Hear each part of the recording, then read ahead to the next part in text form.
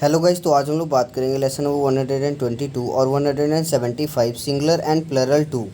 So exercise A हम लोग यहाँ पे देख लेते हैं। ए क्या है? Reflect and discuss. यहाँ पे आपको पढ़ना है और समझना है, ठीक है।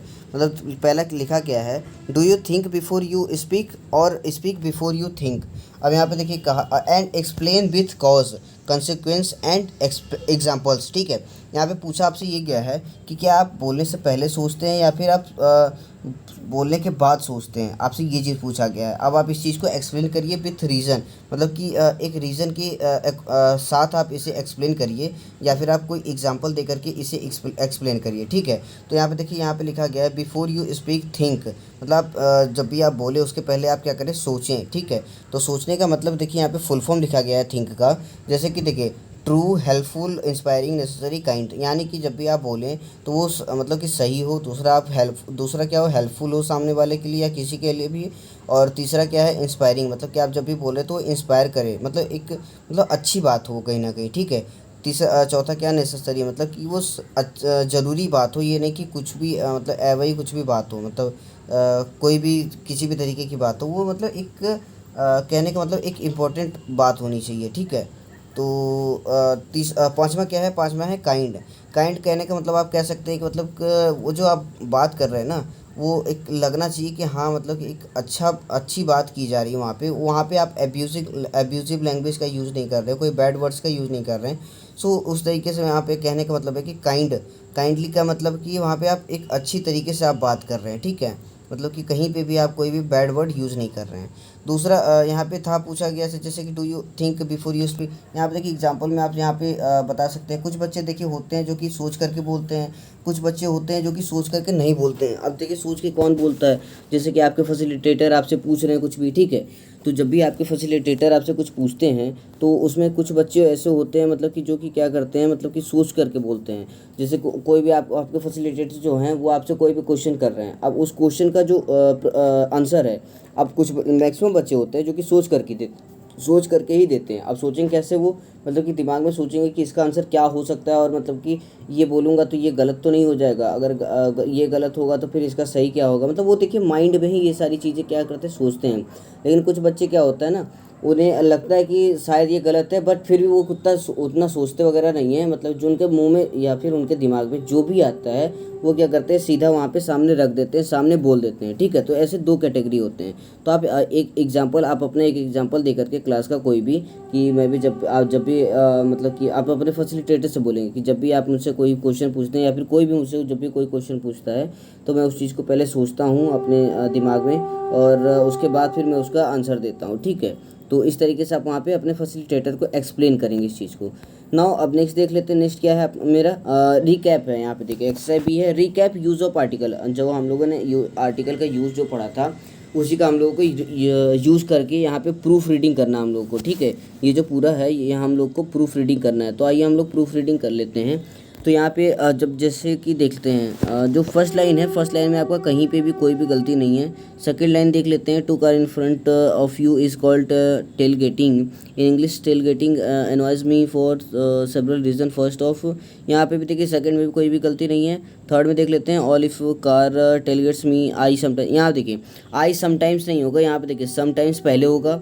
उसके बाद देखिए समटाइम्स के बाद आप कॉमा लगाएंगे, sometimes comma I get angry, ठीक है। समटाइम्स फिर कॉमा फिर आई गेट एंग्री। तो आपका सबसे पहले यहाँ पे वो हो गया, एक मिस्टेक आपका यहाँ पे मिल गया, ठीक है। नाउ नेक्स्ट मिस्टेक हम ढूंढते हैं। नेक्स्ट मिस्टेक हम लोग देख लेते हैं कहीं पे। नेक्स्ट मिस्टेक आपका, just a minute next minute, ये देखिए आई डोंट ऑलवेज वॉच। यहाँ पे देखिए जो नेक्स्ट मिस्टेक है आपका, यहाँ आई डोंट ऑलवेज वॉच नहीं होगा, यहाँ पे होगा I never watched. I never watched होगा, WATCHED। और आई डोंट ऑलवेज की जगह क्या होगा, आई नेवर होगा, ठीक है। डोंट ऑलवेज की जगह होगा never, I never watch, WATCHED, ठीक है।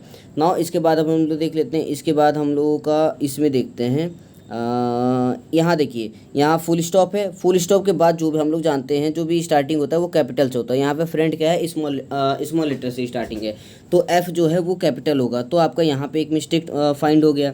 इसके बाद देखिए यहाँ पर भी देखिए फुल स्टॉप के बाद जो कार है ये भी कैपिटल में नहीं है, तो यहाँ पे भी C क्या होगा, कैपिटल होगा। तो ये हो गया यहाँ पे। इसके बाद देखिए जब हम लोग आगे बढ़ते हैं तो आगे आपको यहाँ पे कहीं पे गलती नहीं आएगा, फिर आपको यहाँ पे आएगा जो वन मॉर्निंग लिखा है, यहाँ पे वन मॉर्निंग नहीं होगा, ठीक है। यहाँ पे वन मॉर्निंग का कोई भी यूज़ नहीं है। यहाँ पे होगा last year my sister was driving down on busy road, ठीक है, on busy road, had to stop suddenly, and के बाद यहाँ पे आप लगाएंगे द, ठीक है, and the tailgating car crashed into a back of her car and accidentally gave my sister bruises, ठीक है। तो इस तरीके से आपका ये क्या था, पूरा का पूरा मैंने करेक्शन कर दिया, ठीक है। नाउ अब नीचे देख लेते हैं, नीचे क्या है, नीचे एक्सरसाइज सी देख लेते हैं। Recap subject verb agreements and proof read. अब यहाँ पे जो हम लोगों ने सब्जेक्ट वर्ब एग्रीमेंट्स पढ़ा था उसको रिकैप यहाँ पे किया जा रहा है और उसके अकॉर्डिंग हम लोग यहाँ पे प्रूफ रीडिंग करना है। तो यहाँ इसका भी हम लोग प्रूफ रीडिंग कर लेते हैं। जहाँ जहाँ पे मिस्टेक्स होगा वहाँ पे आपको फाइंड कर करके क्या करना है, उसे करेक्ट कर देना है, ठीक है।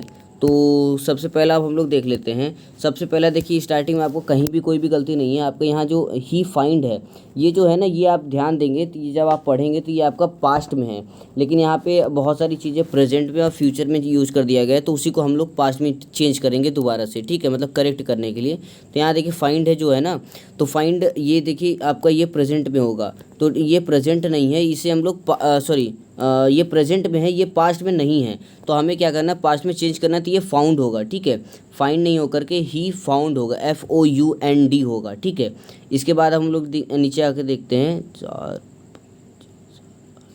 नीचे देख लेते हैं। नीचे देखिए अगर हम लोग यहाँ पे देखेंगे 9th वाले लाइन में, अगर हम लोग यहाँ पे देखिए देखते हैं तो यहाँ पे देखिए यहाँ गुप्ता चैलेंज्ड होगा, CHALLENGED होगा। तो यहाँ पर भी देखिए आपका जो चैलेंजेस है यहाँ भी चैलेंज्ड होगा, ठीक है। सो यहाँ पे भी CHALLENGED, ठीक है, तो यहाँ भी आपका चैलेंज्ड होगा। तो दो ठो तो यहाँ पे यहाँ पे मिस्टेक हो गया आपका। इसके बाद देखिए, इसके बाद आप जब ये लाइन में आएंगे तो यहाँ पे कोई मतलब की मिस्टेक नहीं है। उसके बाद देखिए टू प्रिपेयर है, तो यहाँ प्रिपेयर नहीं, यहाँ प्रिपेयर्ड होगा, PREPARED, ठीक है, तो यहाँ पे आपका प्रिपेयर्ड होगा। अब इसके बाद जब आप नीचे जाएंगे तो नीचे आप जब देखेंगे, नीचे आप देखिए कहीं पे एक और भी मिस्टेक्स हैं कुछ, तो जैसे कि लीव, यहाँ पे देखिए लीव्स है, LEAVES, तो यहाँ पे LEAVES नहीं होगा, यहाँ पे होगा लीव्ड, LEAVED होगा, ठीक है, तो यहाँ पे LEAVED होगा। इसके बाद अब हम लोग देखते हैं और मिस्टेक्स, तो और मिस्टेक्स जो देखिए आप नीचे जाएंगे तो यहाँ पे देखिए I could not see the hand, तो यहाँ सी नहीं होगा, यहाँ सॉ होगा, SAW, ठीक है, यहाँ पे होगा SAW, सॉ होगा। इसके बाद अब नीचे हम लोग देख लेते हैं। नीचे यहाँ पे देखिए कंप्लेन लिखा गया, तो यहाँ कंप्लेन नहीं होगा, यहाँ कंप्लेंड होगा, COMPLAINED, ठीक है, यहाँ पे आपका कंप्लेंड होगा। तो एक यहाँ पे करेक्शन होगा। कंप्लेंट के बाद में जो बगल में देखिए लीव है, तो ये लीव LEAVE नहीं होगा, यहाँ पे लीव्ड होगा, LEAVED होगा, ठीक है। तो यहाँ पे ये चीज़ होगा। अब इसके बाद देखिए, इसके बाद आपको करना क्या है, इसके बाद यहाँ पे आपको लिख देना है how many mistakes did you find. आप अपना जो भी सारे मिस्टेक्स हैं वो सारे मिस्टेक्स आप कहीं एक मतलब सीक्वेंस वाइज आप नीचे लिख देंगे नंबरिंग करके कि इतने मिस्टेक्स मैंने फाइंड किया और कहाँ कहाँ पे किस किस लाइन में मैंने फाइंड किया, फर्स्ट लाइन में, सेकंड लाइन में, थर्ड लाइन में, तो वो उस तरीके से आप लिख देंगे। Which mistakes were easy to find, which one were difficult. अब ये आप अपने अकॉर्डिंग बताएंगे कौन सा मिस्टेक्स जो था आपको ईजिली आपने तुरंत फाइंड आउट कर लिया और कौन सा आपको थोड़ा सा टफ लगा, मतलब फाइंड आउट करने के लिए करने में, या फिर आपने उसके लिए अपने पीयर्स का या फिर किसी का भी आपने वहाँ पे हेल्प लिया है, तो इसीलिए आपको वो मतलब डिफ़िकल्ट लग रहा था, तो आपने अपने फैसिलिटेटर से या फिर अपने पीयर्स से, अपने जो पार्टनर है उससे आपने क्या किया, हेल्प लिया। तो आप बताएंगे कौन सा आपको टफ़ लगा फाइंड करने में, कौन सा आपको ईजी लगा, ठीक है। तो ये आप अपने अकॉर्डिंग बताएंगे, क्योंकि देखिए अगर आप पढ़ने में तेज़ हैं तो आपको तो सारे के सारे ईजी लगेंगे फाइंड आउट करने में, और अगर आप तेज़ नहीं हैं तो आपको सारे के सारे टफ भी लग सकते हैं। तो ये आप अपने अकॉर्डिंग बताएंगे, ठीक है। So thank you so much. ये लेसन पूरा कंप्लीट हो गया और बहुत ही ईजी और बहुत ही छोटा लेसन था।